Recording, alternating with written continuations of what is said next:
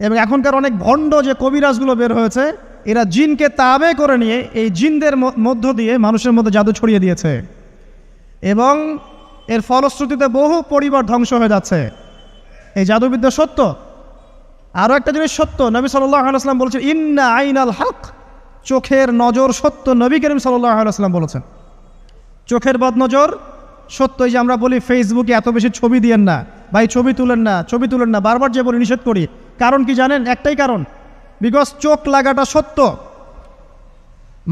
মানুষের চোখ লাগে, এই কথা শুনলে অনেক মজুমদাররা হাসবে না? কথা বুঝতে পারেন নাই? কিন্তু এটা সত্য, কারণ নবী করিম সাল্লাল্লাহু আলাইহি ওয়াসাল্লাম যা বলেছেন সাদাকাল্লাহু ওয়া সাদাকা রাসূলুহুল কারীম, নবী যা বলেছেন, আল্লাহ যা বলেছেন চিরায়ত সত্য, এর বাইরে কোনো সত্য আছে? আচ্ছা দেখেন, আমি বললাম যে জাদুবিদ্যা সত্য। এই জাদুবিদ্যার চর্চা মানুষ করে, এখনও করে, এবং এই জাদু দিয়ে মানুষের ক্ষতি করার জন্যে জিনের প্রয়োজন হয়, দুষ্ট জিন। এই জিনগুলোকে মানুষ তাবে করে মানুষের ক্ষতি করার চেষ্টা করে। দেখবেন এখন গ্রামে গঞ্জে শহরে সব জায়গায় ছড়িয়ে পড়েছে না?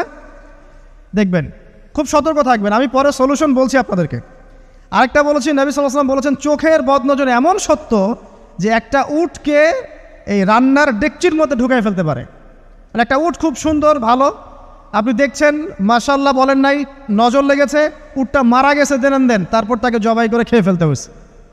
একজন সাহাবী গোসল করছিলেন, গোসল, এটা হাদিস সহিহ, এই যে আলেম ওলামা যারা আছেন তারা জানেন যে এই হাদিস সহিহ। একজন সাহাবী গোসল করছেন, তার গায়ের চামড়াটা খুব সুন্দর ছিল, একদম স্কিনটা অনেক সুন্দর থাকে না এমন কিছু মানুষ? আচ্ছা, এখন আরেকজন সাহাবী এই গোসল দেখছেন দূর থেকে, দেখে বলছেন যে কি চমৎকার তার শরীরের রংটা, যেন কুমারী নারীর মতো, অনেকটা এমন একটা কথা তিনি বলেছিলেন। সাথে সাথে এই সাহাবী অজ্ঞান হয়ে পড়ে গেছে। কোন সাহাবী? যিনি গোসল করছিলেন। এটার আপনি কোনো ব্যাখ্যা দিতে পারবেন না তো, এখানে কোনো সায়েন্স দিয়ে বা মেডিকেল সায়েন্স দিয়ে আপনি কোনো ব্যাখ্যা করতে পারবেন না। একটা ব্যাখ্যা দিতে পারেন, কিন্তু কেন সেটা হলো সেটা আপনি অ্যান্সার খুঁজে পাবেন না। তো নবী সাল্লাল্লাহু আলাইহি ওয়াসাল্লামের কাছে নিয়ে যাওয়া হলো তাকে। তিনি বললেন যে এই ব্যক্তির ব্যাপারে কি কেউ ভালো মন্দ কিছু বলেছিল? তখন একজন সাহাবী বলেন হ্যাঁ, অমুকে বলেছে এর স্কিনটা অনেক সুন্দর, তো ওকে ডেকে নিয়ে আসুন। ওকে ডেকে আনা হলো। ডেকে আনার পর নবীজি তাকে অনেক শাসালেন, তোমরা তোমাদের ভাইদেরকে কি মেরে ফেলতে চাও? তখন এই সাহাবী তো অবাক, আমি আবার কখন মারতে চাইলাম ইয়া রাসূলুল্লাহ? আমি তো মারতে চাই নাই, আমি তো খালি বলেছি যে তার গায়ের রংটা অনেক সুন্দর। তখন তিনি বললেন কেন তুমি সুবহানাল্লাহ বললে না, কেন তুমি মাশাআল্লাহ বললে না? যখন মাশাআল্লাহ বলবেন, সুবহানাল্লাহ বলবেন, নজরটা লাগবে না। আর যখন আপনি মাশাআল্লাহ বলবেন না, সুবহানাল্লাহ বলবেন না, দেখবেন নজর লেগে গেছে। আপনি বিশ্বাস করেন ব্যবসা খুব ভালো চলছে, মানুষ বলল যে বাহ তোর তো ব্যবসা হেভি, লালে লাল শাহজালাল, ঠিক আছে, দেখবেন আপনার কেনা বেচা বন্ধ হয়ে গেছে। এরকম হবে, আমার কথাটা বিশ্বাস করেন। এটা কিন্তু সায়েন্স প্রমাণ করতে পারবেন না, আল্লাহ এবং তার রাসূল বলেছেন, তার উপরে কোনো সত্য নেই। আছে সূরা কাহফ 29 নম্বর আয়াত পড়ে দেখেন, আল্লাহ পাক বলছেন ওয়াকুলিল হাক্কু মির রাব্বিকুম, সত্য সেটাই যা তোমার রবের পক্ষ থেকে আসে। ফামান শাআ ফালইউমিন, যার ইচ্ছা হয় বিশ্বাস করুক, ওয়ামান শাআ ফালইয়াকফুর, যার ইচ্ছা হয় সে অস্বীকার করুক। এই কারণে আমরা বলি ফেসবুকে এত বেশি ছবি দেওয়া, এই আই ওয়াশ করা, এই যে শোডাউন করা, হ্যাঁ, ইসলামের কিছু কাজ করলেন একদম মানুষকে না দেখাইতে পারলে ঘুম হচ্ছে না, এগুলো বন্ধ করেন, এগুলো বন্ধ করে দেন আল্লাহর ওয়াস্তে। অফলাইনে কাজ করেন, নিজেকে গোপন করার চেষ্টা করেন।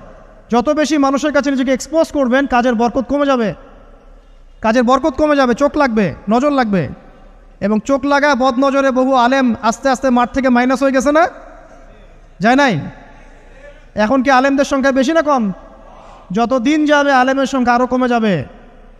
নবীজি বলেছেন আলেমদের সংখ্যা কমতে থাকবে, মানুষ জাহেলদেরকে আলেম বানিয়ে নেবে। তো প্রিয় ভাইরা, জাদুবিদ্যা সত্য, চোখের বদনজর সত্য, রাতের এই অনিষ্টগুলো সত্য, রাতের বেলা অনেক ক্ষতি আছে। এই জন্য নবীজি বলছেন বাচ্চাদেরকে বাইরে বের করো না, এবং তোমরাও রাত যখন গভীর হবে তখন এদিক ওদিক ঘোরাফেরা করো না। দেখবেন রাত যত গভীর হয় আমাদের শহরগুলো তত জীবিত হয়, তাই না? তাই না? রাত যত গভীর হচ্ছে শহর তত জীবিত হয়। চায়ের দোকানে আড্ডা বেশি, ওই সিনেমা দেখছে, টিভি দেখছে, ক্যারাম খেলছে, লুডো খেলছে, ঘুম নাই। ঘুম কখন? ফজরের আগে আগে। ফজরের নামাজ কিন্তু নাই, ফজরের ঠিক আগে আগে আবার ওই যে জোহরের নামাজের সঙ্গে উঠতেছে। এখন আমাকে বলেন এরকম জেনারেশনকে দিয়ে কি আসলে ইসলামের কোনো খেদমত হবে? আচ্ছা, নবীজি রাতের বেলা আর্লি ঘুমাতেন। আল্লাহ পাক আমাদের সবাইকে তাড়াতাড়ি ঘুমানোর তৌফিক দান করুন। হ্যাঁ, আপনি ইলম চর্চা করলে রাত জেগে থাকতে পারেন, আপনি যদি জ্ঞান চর্চা করেন, রাত জাগতে পারেন, আপনি কোনো গবেষণা করছেন, নামাজ পড়ছেন বা কোরআন হিফজ করছেন, আপনি রাতের আর্লি উঠবেন, এটা আলাদা বিষয়। কিন্তু কমনভাবে আমাদের এই যে ফেসবুক, ইউটিউবিং ইত্যাদিতে আমরা লিপ্ত থাকি, সারা রাতটা কাটাই আড্ডাবাজি করে, এগুলো বন্ধ করতে হবে। এগুলো বন্ধ না করলে ফিজিক্যালি আমরা মানে সুস্বাস্থ্যের অধিকারী হতে পারবো না। সারা দিনটা আমাদের একটা কি বলবো অলসতার ভাবে যাবে এবং দিনের বেলা কাজগুলো ব্যাহত হবে। এতে করে আমাদের উম্মার এই পুরো বড় যে তরুণ প্রজন্ম আছে এদেরকে আপনি সম্পদে পরিণত করতে পারবেন না। তাই এই সিস্টেমটা চেঞ্জ করা দরকার। নবীজি রাতের বেলা এই সূরা বাকারার শেষে 3টা আয়াত তেলাওয়াত করতেন। আমরা করবো ইনশাআল্লাহ। আরেকটা আমল বলে দেই, নবী করিম সাল্লাল্লাহু আলাইহি ওয়াসাল্লাম রাতের বেলা সূরা মুলক তেলাওয়াত করতেন। কোন সূরা? এটা কোন সূরা? তাবারাকাল্লাযী বিয়াদিহিল মুলক। কয়টা আয়াত আছে? 30টা আয়াত আছে। নবীজি বলেছেন সাল্লাল্লাহু আলাইহি ওয়াসাল্লাম যে এই সূরা আপনাকে কবরের আযাব থেকে বাঁচাবে ইনশাআল্লাহ। কবরের আযাব থেকে তো ভাই বাঁচা খুব সহজ নাকি? আমাদের মধ্যে এমন কেউ নাই, শোনেন, আমাদের মধ্যে এমন কেউ নাই আলেম জালেম মুফতি মুহাদ্দিস রাজনৈতিক নেতা পলিটিশিয়ান বিরোধী দল জাতি তারপরে যে সরকার দল যে আছে না কেন কবরের শাস্তি ফেস করবেন এমন একটা মানুষও নাই, কেউ নাই পৃথিবীতে। এই যে আপনি দেখছেন ওই যে কি ইসরায়েলের প্রধানমন্ত্রী, ওই রাশিয়ার প্রধানমন্ত্রী, ওই চায়নার সভ্যতা, পশ্চিমা সভ্যতা, এমন কেউ নাই পৃথিবীতে এখন যাকে কবরের শাস্তি ভোগ করতে হবে না। আছে? সবচেয়ে লঘু শাস্তি মানে লঘু চাপ, এটা বলতে গেলে আসলে আমি ভাষা হারায় ফেলি। তারপরে বলছি আল্লাহ পাক আমাদের সবাইকে হেফাজত করুন, আমিন। একজন সাহাবীর নাম সাদ বিন মুয়াজ। কি নাম? নবী করিম সাল্লাল্লাহু আলাইহি ওয়াসাল্লামের সাথে একদম ডান হাত হয়ে যুদ্ধ করেছেন দীর্ঘদিন। বদর তিনি বীর সেনা, উহুদের বীর সেনা, ঠিক আছে। খন্দকের যুদ্ধেও বীর বিক্রমে যুদ্ধ করেছেন। তিনি আনসার সাহাবী, একদম মদিনার নেতা সাহাবী। সব সাহাবী কিন্তু একরকম নন, কেউ ছিলেন নেতৃস্থানীয় সাহাবী, তিনি ছিলেন একজন নেতৃস্থানীয় সাহাবী, ঠিক আছে। সাদ বিন মুয়াজ নবী করিম সাল্লাল্লাহু আলাইহি ওয়াসাল্লাম এত ভালোবাসতেন তাকে, এত ভালোবাসতেন যে তাকে নিজের মনে করতেন যে সাদ বিন মুয়াজ আনসাররা আমার নিজের। চারটাখানি কথা। এই সাহাবীর খন্দকের যুদ্ধে এই যে হাতের এই দিকে সম্ভবত হাতের এই রগের মধ্যে একটা তীর এসে লাগে এখানে, এবং তীরটা তিনি বের করতে গিয়ে রক্তটা ছিঁড়ে যায়। এরপর ফিনকি দিয়ে রক্ত বের হওয়া শুরু হয়। চিকিৎসা করে করে রক্ত বন্ধ করা যায় নাই, এবং এই রক্তের প্রবাহিত রক্তেই আল্লাহর ইচ্ছায় তিনি শাহাদাত বরণ করেন, তিনি ইন্তেকাল করেন। নবী করিম সাল্লাল্লাহু আলাইহি ওয়াসাল্লাম প্রচণ্ড ব্যথিত হন, মানে মনটা তার খুব নরম হয়ে যায় সাদ বিন মুয়াজ রাদিয়াল্লাহু আনহুর জন্য। তো এই সাহাবীর যখন জানাজার নামাজ পড়ানো হচ্ছে, নবীজি বলছেন 70,000 ফেরেশতা তার নামাজে অংশ নিয়েছে। আর এই সাহাবীকে যখন কবরে শোয়ানো হয়েছে, নবী করিম সাল্লাল্লাহু আলাইহি ওয়াসাল্লাম পরে জানিয়েছেন কবরের যে মৃদু চাপ, সাদ বিন মুয়াজ রাদিয়াল্লাহু আনহুর কবরেও সেই মৃদু চাপ দেওয়া হয়েছে। আমি কি বুঝাতে পারলাম ভাই? আমাদের কোনো দাম আছে এখনকার পলিটিশিয়ানদের কোনো দাম আছে? এখনকার সমাজ নেতার কোনো দাম আছে? এখনকার সুদখোরদের কোনো দাম আছে? এই ঘুষখোর দুর্নীতিবাজদের কোনো দাম আছে? আমরা যারা কাঠমোল্লা হয়ে আছি আমাদের কোনো দাম আছে? সাদ বিন মুয়াজ রাদিয়াল্লাহু আনহু যদি কবরের শাস্তি তাকে না ছাড়ে, প্রশ্নোত্তর পর্ব তাকে না ছাড়ে, আমরা পার পাবো? নবী করিম সাল্লাল্লাহু আলাইহি ওয়াসাল্লাম বলছেন সূরা মুলক তেলাওয়াত করো রাতের বেলা, ইনশাআল্লাহ সূরা মুলকের তেলাওয়াত কবরের আযাব থেকে তোমাকে বাঁচান। আর আমাদের তো ভাই কবরে সবাই সাথে যাবে না, গার্লফ্রেন্ড যাবে না, বাপ মা ভাই বোন সবাই যাবে না। একজন ব্যক্তি সুদ খাচ্ছে, জিজ্ঞাসা করে দেখেন কেন খায়, বলবে তার সন্তানের জন্য খায়, তার বউয়ের জন্য খায়, তার মা বাবাকে দেখতে হবে তাই খায়, তাই না? একজন ব্যক্তি ঘুষ খায়, বলবে আমার পরিবারের জন্য খাই। একজন দুর্নীতি করছে, পুকুর চুরি করছে, বলবে দুর্নীতি করছে আমার পরিবারের জন্য খাই, পরিবার ভালো থাকবে।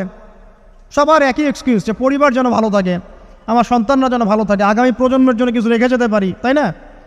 এরকম একটা মানুষও কি আপনার সাথে কবরে যাবে? আর এই বোকা মানুষ কেন বোঝে না যে আপনার কবরে আপনাকেই যেতে হবে? তাহলে আপনি কি কারণে অন্যের কারণে নিজের পরকাল নষ্ট করছেন? অন্যের সুখের জন্য আপনি আপনার পরকাল নষ্ট করছেন। সুদ খাচ্ছেন, দিব্যি মায়ের সাথে জেনা করছেন। আপনাদের এলাকায় নাকি সুদের সমস্যা অনেক বেশি। কয়েকটা হাদিস বলে দেই, আমি ওদেরকে আক্রমণ করতে আসি নাই, আমি শুধু তাদেরকে 3টে হাদিস শোনাতে এসেছে। 1 নম্বর হাদিস শোনেন। আল্লাহর নবী মুহাম্মদ সাল্লাল্লাহু আলাইহি ওয়াসাল্লাম বলেছেন, সুদের পাপের 73টা শাখা আছে। কয়টা? কোনো হাদিসে 70টাও আছে, কোনো হাদিসে 73টা আছে। বলছেন যে সবচেয়ে নিচের শাখাটা হচ্ছে, সুদের পাপের সবচেয়ে নিচের শাখা হচ্ছে যে যেন কোনো ব্যক্তি তার মাকে রেপ করলো, তার মাকে ধর্ষণ করলো। 1 দিরহাম যে ব্যক্তি সুদ খায়, সহিহ বুখারীতে আরেকটা হাদিস এসেছে, সে যেন 36টা মেয়েকে ধর্ষণ করল। আর আমি একটা কথা বানায় বলছি না, যদি বিশ্বাস না হয় কমি মাদ্রাসা আছে, আলেম ওলামা আছে, গিয়ে বুখারী খুলতে বলেন, পড়তে বলেন, খালি একবার পড়তে বলেন, দেখেন যদি না থাকে তাহলে আমাকে এর সাথে থাপ্পড় দিয়ে যায়। যদি না থাকে হাদিস এটা, তাহলে আমার গালে একটা থাপ্পড় দিয়ে যায়। আর যদি থাকে তাহলে আল্লাহর রাস্তায় সুদ খাওয়া ছেড়ে দেন। কোনটা করবেন? চ্যালেঞ্জ করবেন? নবীজি বলেছেন, 1টা দিরহাম যে ব্যক্তি সুদ খায়, দিরহাম মানে কি? রৌপ্য মুদ্রা। এটা এখন দেখতে পারবেন না, জাদুঘরে আছে।